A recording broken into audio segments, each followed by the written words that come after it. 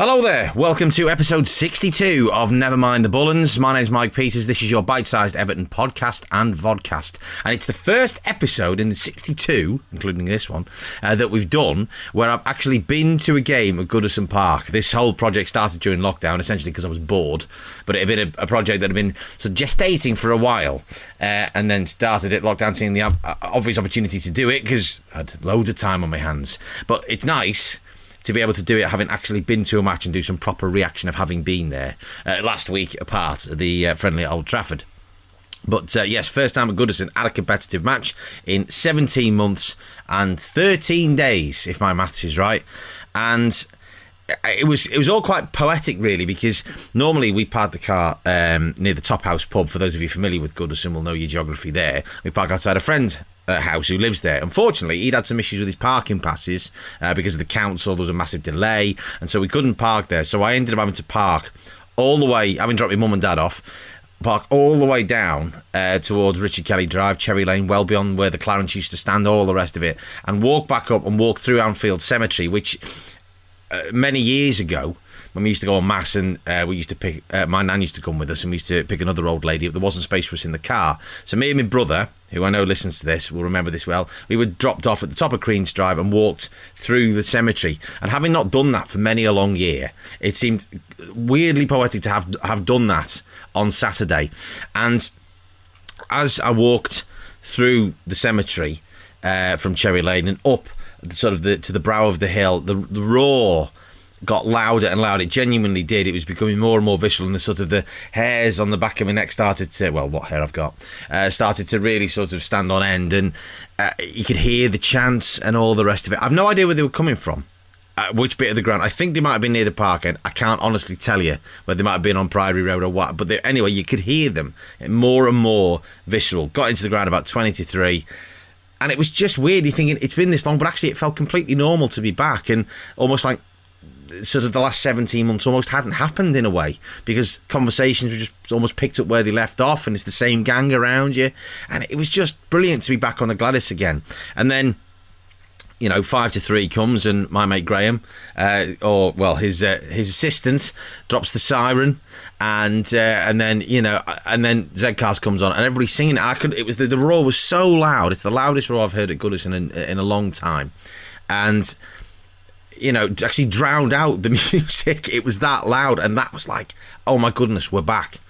And there were a couple of sort of moments for the for when Rafa came out, but he's our manager. We have to get behind him. I've said this repeatedly. I certainly applauded him. He's going to. Well, the bottom line is we want to see results on a football pitch, and if he's the man to facilitate doing that by being in charge and picking the team, then so be it. I'm happy with that. As long as Everton win, I don't care. It doesn't matter who does it, as far as I'm concerned. And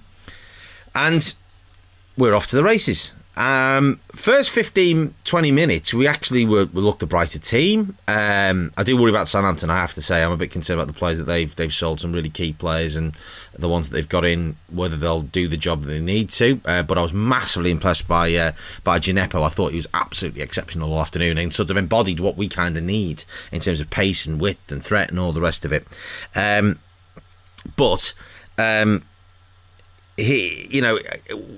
Then a complete aberration, and Michael Keane unfortunately picked up where he left off last season in terms of he was a bit off it towards the end of the season, as they all were really, and just made a dreadful mistake. I was critical of Mason Holgate at the time, but actually having seen it back, there's nothing really Mason Holgate could have done. I think I've been a bit harsh with him because he's left completely sold by Keane, that's sub under nines on the Joe Stone Plate recreation ground on Long Lane that you're expecting to see that. It was that bad. Everton, perennially the team that allows players to get their first goal in the Premier League, did it again. If you had Adam Armstrong on your coupon for Saturday, you were well in. Always a good bet.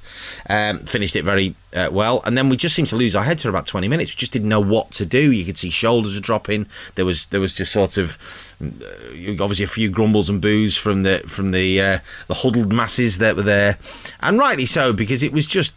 There was just no plan. There was no leadership seemingly on the pitch, and I was saying to the guys around me, listen, as they threatened a second goal, which I don't think they really merited. that we needed to sort of get into half-time and just reset. Because what we'd done in the first 20 minutes was actually quite reasonable. You know, we played some decent stuff. We played with a bit of intensity, a bit of tempo, with a clear game plan. And we came back out. He made that tactical switch of moving to Mari Gray, who I thought, having, sung his praises from what he did at Old Trafford last week. I thought he was very quiet first half. A couple of moments, great. The best moment of the first half, that lovely little bit of interplay down the right hand side with Seamus Coleman putting the cross in for Dom.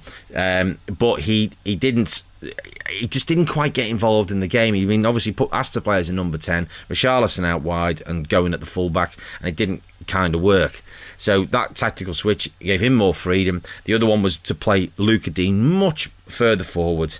I mean, he basically played as a winger second half. I think if you look at his heat map, he's barely in the Everton half in the second half. He's almost entirely in the Southampton half, and was told to get forward, get crosses in. Abdoulaye Doucouré, I think, revelling in his role to be able to play further forward, which obviously Rafa has made clear that he's told him to do. And scored 3 really good goals. Not quite sure what the defence were doing, the Southampton defence were doing for the Richarlison goal, because they all ran out and just left him there. And Andros Townsend nods the ball back over, Richarlison 6 yards out, thanks very much, in the roof of the net. And great to see Andros Townsend get an assist. Richarlison did get an assist later with that lovely cross for the third goal. For Dominic Calvert-Lewin, and also Alex Iwobi getting an assist as well when he came on. Again, busy, industrious, lacks an end product still, too easily dispossessed, but did nod the ball back for Abdoulaye Doucouré, who, I mean, we're talking postage stamp stuff. I mean, that was basically the only place in the goal that he could have put it. He sort of wiggled it round a bit and it was really a bit of a hit and hope, to be quite honest with you. I mean, he hit it well, don't get me wrong, it was a very clean strike, but that was the only place he could have actually put it, and flew in the top corner, and reminded me of Thomas Radzinski's winner all those years ago, 2003, when we were 1 down with 10 minutes to go, and he scored 2 in the last 10 minutes, including that one where he went straight in the same place, if you're playing spot the ball, it went exactly the same point of the goal to win that game for us. Very much reminiscent of that. And then the place was bouncing. Just knocked the programme there, if you could hear that. It was just turned up today, or rather yesterday, as I record this. So that's great. Thanks, Reach Sport, for getting that to us, in time to be able to read it before the match. That was terrific, having it turn up on Monday. Brilliant. Anyway, a minor thing, but it's been a regular problem with the programme over the years. And obviously, that win absolutely crucial for getting us off to a good start.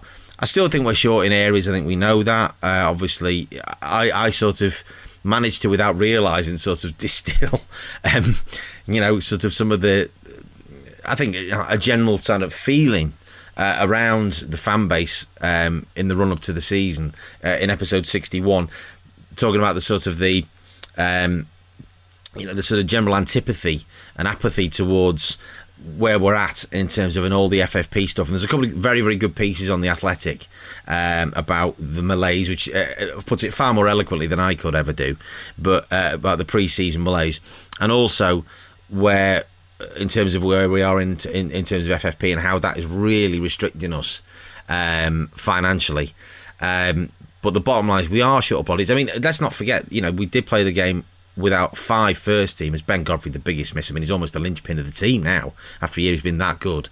But missing Gabamin, Gomez. Not that I'm sure Gomez would have added a huge amount, but certainly I think Jean-Philippe Gabamin would, because I felt at times Alan got slightly off the pace of the game. Other people thought he played quite well, who I discussed it with at the end of the game, and I'm happy to take that on board.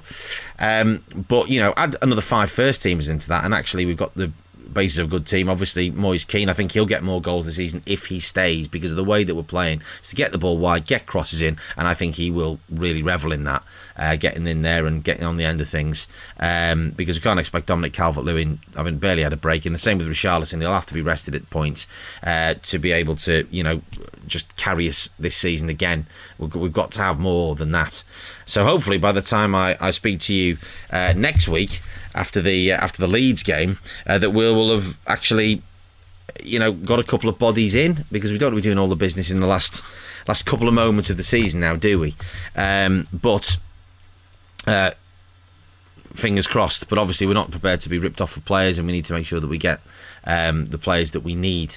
And again, another right back again, because Seamus Coleman at times was. I thought Gineppo played extremely well, as I've already mentioned, but wasn't necessarily down to being Seamus being poor, but we do need to make sure we've got more cover in that area. But nonetheless, start of the season, 3 points. A friend of mine says, right, only 37 to go. A bit of gallows humour, but we like to do that as a long-running joke. So, onwards and upwards. On to game number 2 is at Leeds next week. First game for them properly back in Elland Road with obviously a full crowd. That's going to be a difficult game, and they'll be smarting after that thumping at United on Saturday. So that's going to be a difficult one for us. But I'm sure Rafa will get the tactics right. We'll be playing much deeper, and Damari Gray may well revel in the opportunity to really, on the break and really use his pace against the Leeds defence. So, episode 63 will come next week after the Leeds game. If you want to get in touch, at NMTVPod on Twitter, nmtvpod@gmail.com on the email, or you can drop me a voice note. It's in the description for the podcast. Until next time, this has been a Top Content production. Come on, you Blues.